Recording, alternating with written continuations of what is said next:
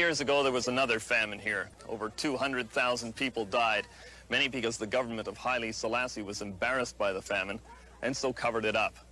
We now know that the Foreign Diplomatic Corps here, the United Nations, and other international food organizations knew what was happening, but said nothing. This time around, the famine itself is no secret, but once again, the world's major food agencies are not saying anything about how the government of Ethiopia is holding back food from most of the famine victims.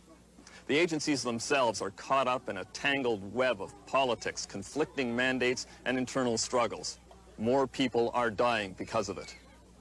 Hello and welcome to Eye on Africa, live from Paris. I'm Nadia Massi. Abiy Ahmed's government insists the region is now safe, but aid agencies are still being denied access, and concern is growing about food supplies. International monitors have been denied access to Tigray since the fighting began. The United Nations also says it is difficult and dangerous to deliver food. 4 aid workers have been killed in the past month.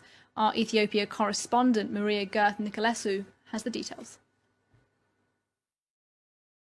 At least 3 staff members of the Danish Refugee Council and 1 member of the International Rescue Committee were killed in the Tigray region since the beginning of the conflict early November. The humanitarian situation is still worsening by the day in the region, with organizations still unable to provide the much-needed help. The UN's humanitarian agency said that food rations for displaced people in the Tigray region have now run out. The government said it has dispatched dozens of trucks carrying food supplies to the region, and that 3 trucks carrying medical supplies are on their way to the regional capital, Mekelle. The Ethiopian Prime Minister announced almost 2 weeks ago the end of the military operation in the Tigray region, but fighting is still reported in several areas of the region. There is also growing concern for the nearly 100,000 Eritrean refugees who live in Tigray. The UNHCR said that refugees are now starting to leave the camps because of the security situation and because of the lack of food.